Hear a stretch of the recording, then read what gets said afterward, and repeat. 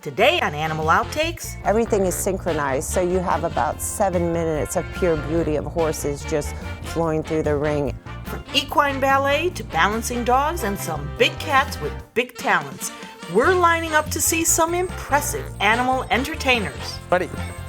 No. Hey. Quieto. Así.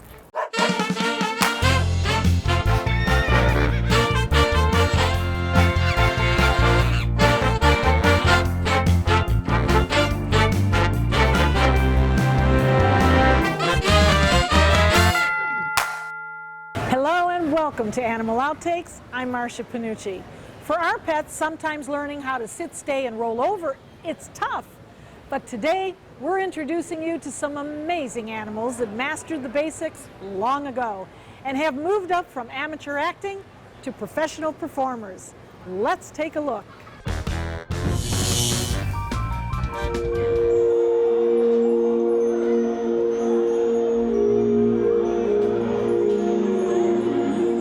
For trainer and performer Sylvia Serbini, horses have always been a way of life. Being a 9-generation circus, come from a circus family, animals have always been a big part of our family.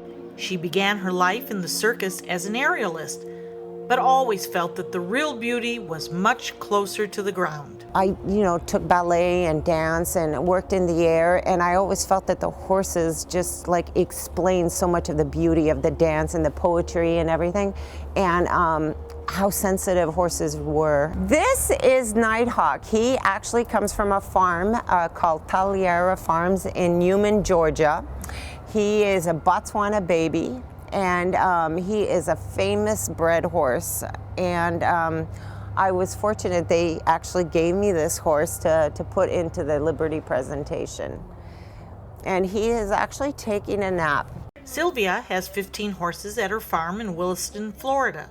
But today, she's brought 10 of her stallions to Sarasota for a special engagement. And I do a Liberty presentation, which is very unorthodox, meaning that it's my own creation.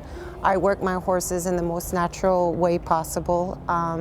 I don't use any whips. I do everything through body language, energy, and verbal cues. Always being on tour, I ended up putting all horses together and started noticing their special language that they had, how everything meant something. A horse is stepping to the side, creating a certain zone, a nod of a head, the ears, the way that they looked. Everything meant something. So I started using that kind of language into my work and realized that the work went so much faster. Ended up training horses without any aids, no lunges or anything, getting horses with amazing draw just by being able to communicate in their language. By using her knowledge of the horse's body language, Sylvia developed a training method that doesn't use lunges or other aids. Then we have a rare Perlino horse. Did you want to look at him? He's an old Indian horse. He's actually all pink. Mustache? A little bit dirty because he's not working this morning, but very sensitive. He doesn't know what to think about your camera. Now, do you train them in English? No, in French. Yeah, the French language is softer, and it keeps my energy down, where English tends to be a little bit strong. And I find horses, they work through energy. They're herd animals, and energy for me is everything. They sense it, and the French keeps me calm because the words are a lot softer than the English words. Sylvia and her stallions have traveled all over the world, visiting Europe, Mexico, and Puerto Rico, as well as destinations throughout the United States. And no matter where they are, Sylvia makes sure it feels like home. Doesn't matter if we're at our farm in Williston, Florida, or if we're touring, the setup is pretty much the same.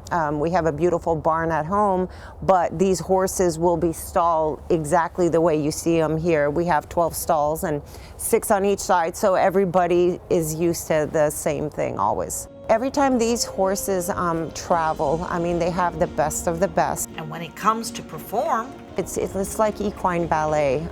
They do all these patterns. I'll have 5 going one way, 5 going the other way. They'll do pivots, these 360 turns. I have some of them that'll walk on their hind legs, and everything is synchronized. So you have about 7 minutes of pure beauty of horses just flowing through the ring. I think it's the feeling that the people get from the horse, especially in my presentation. My horses are very happy, and each one has their own individual character. And to see the people's reaction, a lot of them start to cry just from the beauty of the horse.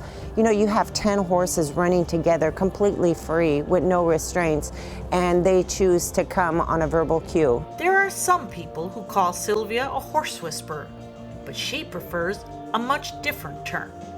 I like to call myself the horse listener. It's just, you know, they have their own language. And I listen to what they're telling me, like any animal has their own language. And the horses are constantly communicating with us. If it's a nod of the head, if it's a look, horses communicate through eye contact. So for me, I really listen to what the horse is telling me.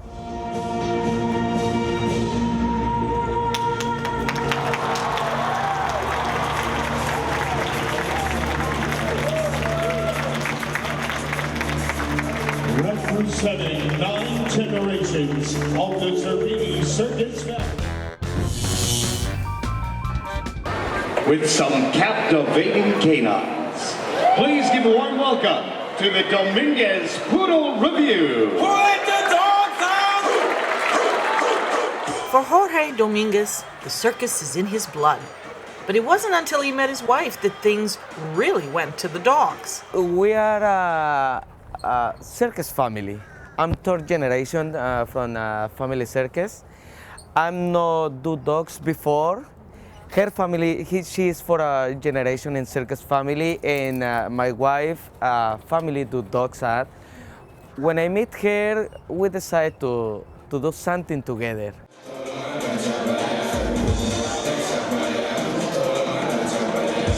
But I do the motorcycle act, and she do the high wire. And now we start to make something together. We decide to do the dogs act. The Dominguez family travels across the country with their 13 dogs, 8 of which perform in their act.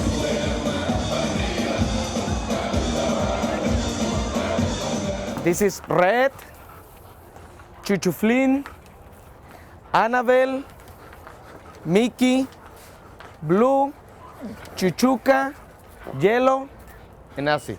As you can see, there's a bit of a trend here. We love poodles. I love poodles. I think they are very easy to have. They are like clean dogs. They have a lot of hair, but they don't throw hair. So it's weird, but the little one throw more hair in this one. So they are very clean. I look how they look. My wife can do grooming. They have like different looks. and they are very smart dogs.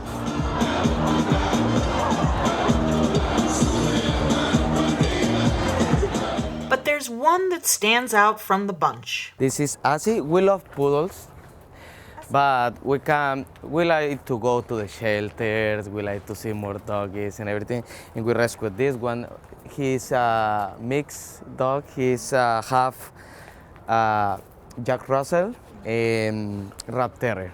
Okay. But he's the smart dog we have. Quieto. Ready. No. Hey.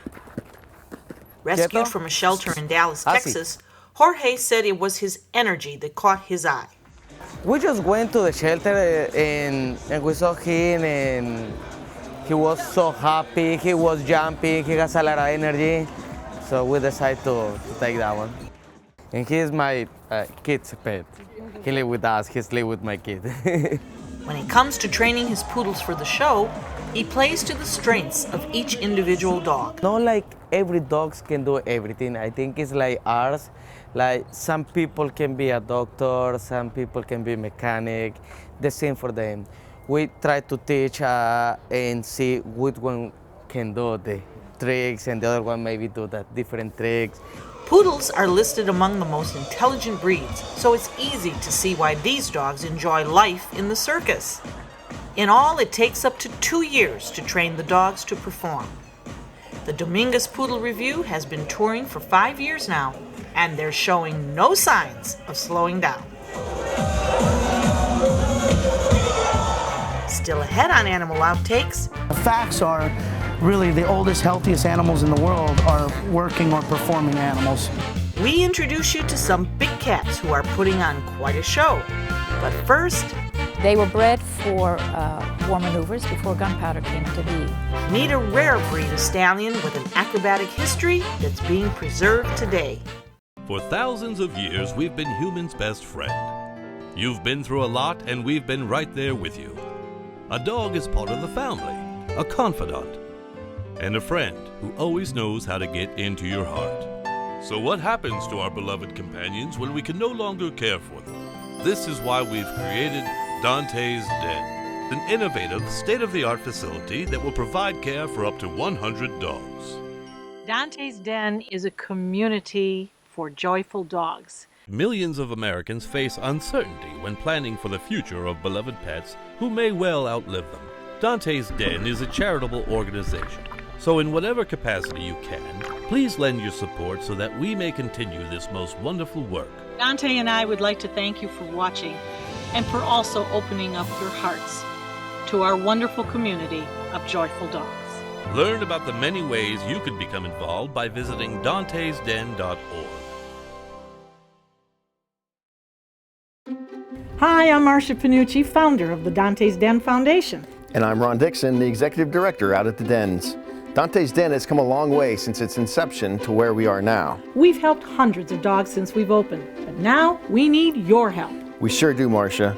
Dante's Den needs great volunteers to help us feed, walk, and play with all of our furry friends. So come on out and enjoy our 50 acres of beautiful countryside where you can also feed miniature Holstein cows. And their babies. And Hee-Haw. The donkey. And Buttercup. A beautiful miniature horse. If you would like to be a part of our joyful community of dogs, please visit dantesden.org. Or call us toll-free at 844-DANTES-DEN. That's 844-366-8336. Come on out today and see what makes us so special.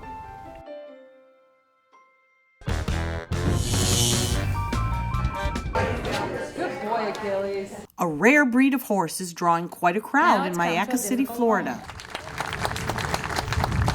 These majestic horses are Lipizans, and they have a regal history. Well, the Lipizans were created for the Habsburgs. These horses were only shown to royalty, heads of state. Nobody else was allowed to see these horses. They were bred for war maneuvers before gunpowder came into being. Those maneuvers are very stylized movements of classical dressage, known as airs above the ground. Any horse can do these maneuvers naturally. They're all natural maneuvers, but the Lipizan has a stronger bone structure, and that's why he was used for these airs.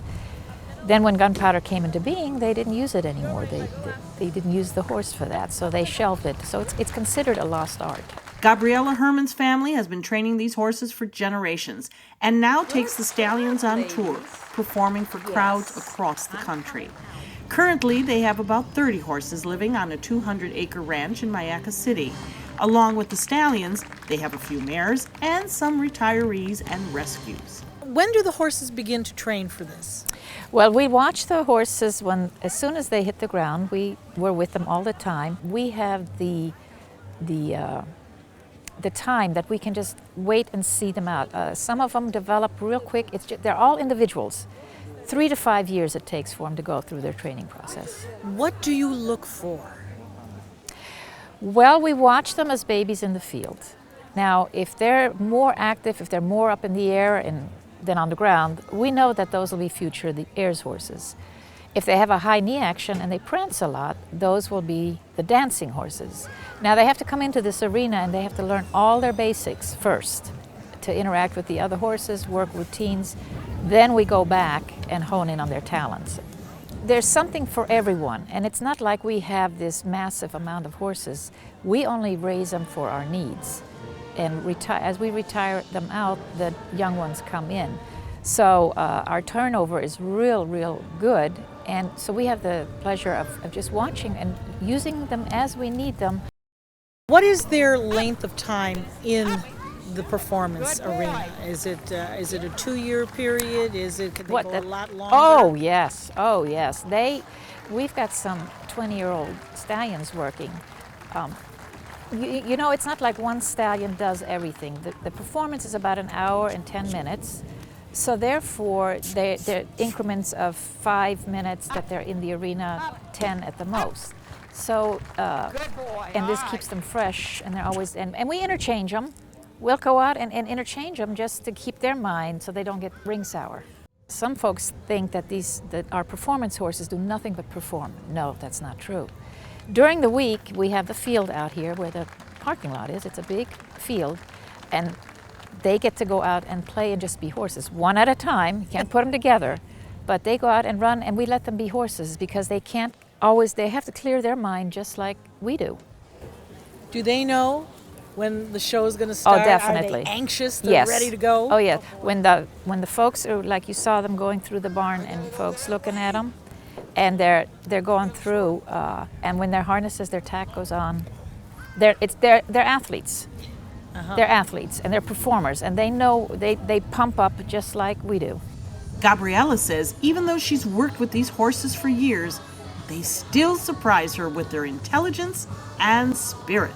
These horses, they're a lovely, it's a lovely task. It really is. I have been at it a long time, and I enjoy it every day. And even every day they show me something new. Good buddy. Coming up next. And you know, we don't really even call it training so much anymore, it's teaching. Because before you can teach an animal to do anything, first you have to find a spot in their heart for you. The incredible bond between a man and his tigers. How shows like this are making a difference in the world when Animal Outtakes continues.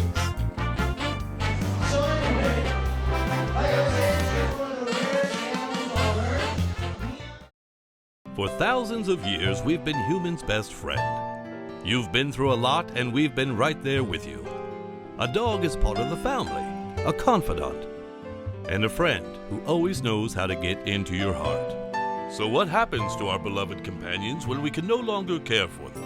This is why we've created Dante's Den, an innovative, state-of-the-art facility that will provide care for up to 100 dogs. Dante's Den is a community for joyful dogs. Millions of Americans face uncertainty when planning for the future of beloved pets who may well outlive them. Dante's Den is a charitable organization, so in whatever capacity you can, please lend your support so that we may continue this most wonderful work. Dante and I would like to thank you for watching and for also opening up your hearts to our wonderful community of joyful dogs. Learn about the many ways you could become involved by visiting dantesden.org.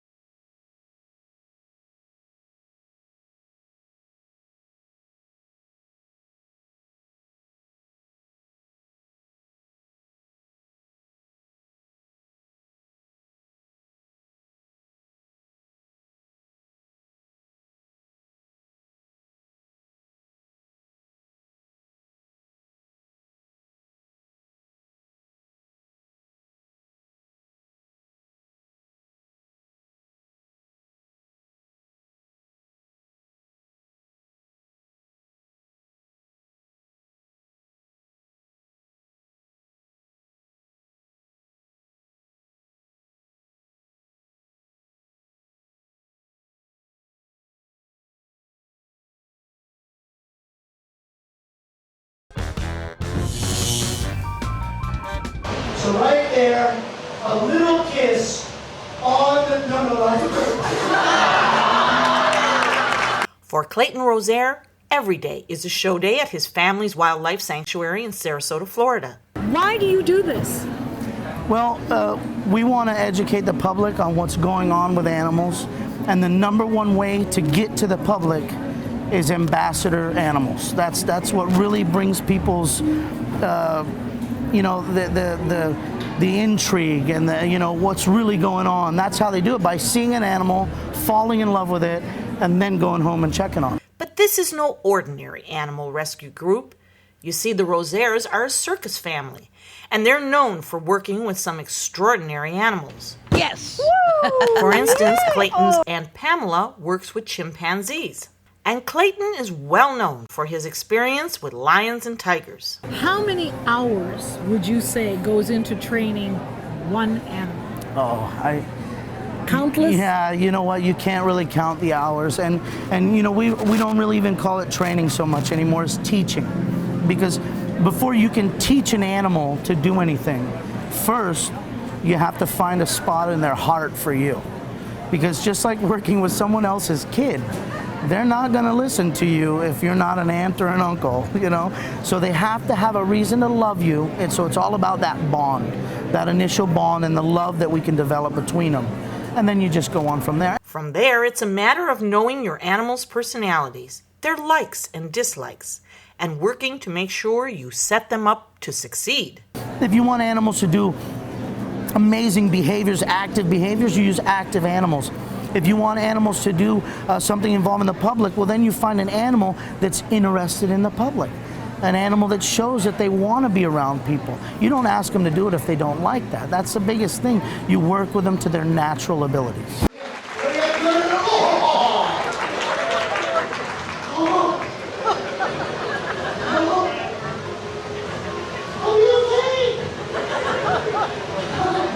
So, as you can see, she is very affectionate.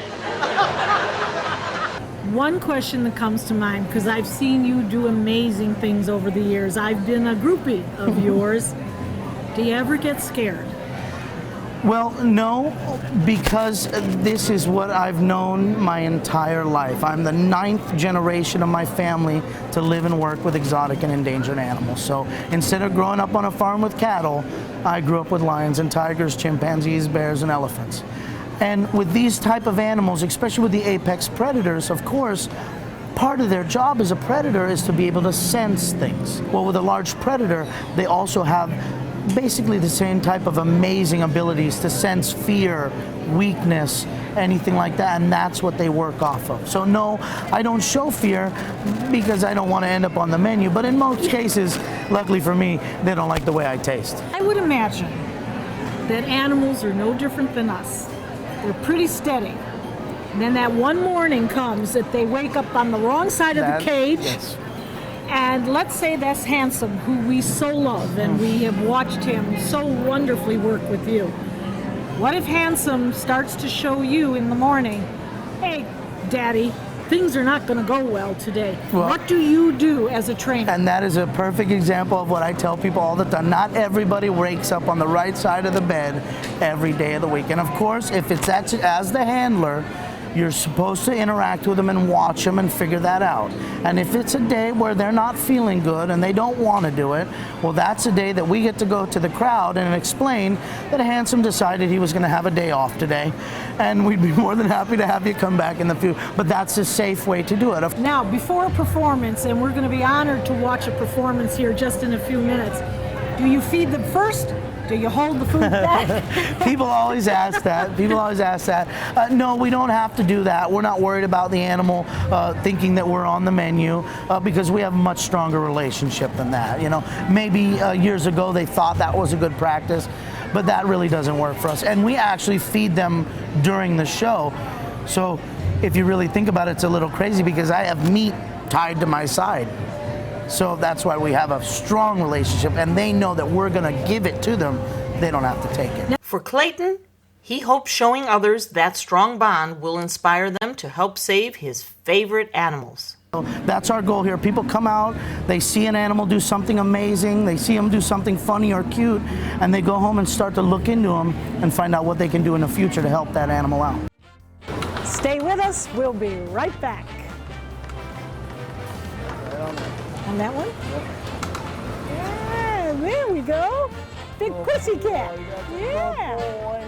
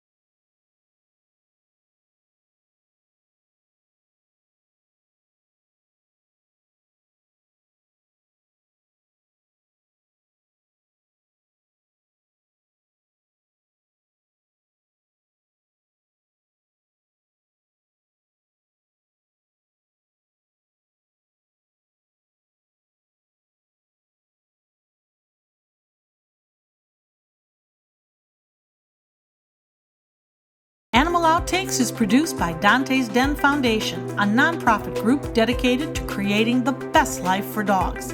If you would like to learn more about Dante's Den, donate, or volunteer, visit our website, dantesden.org. That's a wrap on this week's episode of Animal Outtakes. We hope you've enjoyed meeting these amazing animals and learning about their training.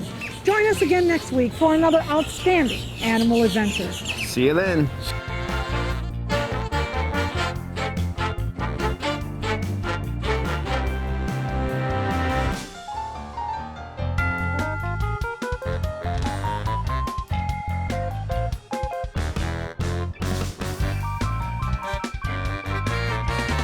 Arriba, vamos, arriba, arriba, arriba, arriba, arriba. Dale, chichuca, chichuca, arriba. Good boy. Dale, dale, dale, dale, dale, dale. Good boy.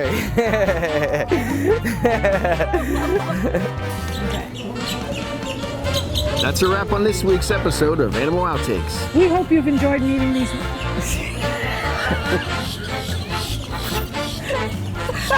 Wow. Let's do it again. La la la. La la la.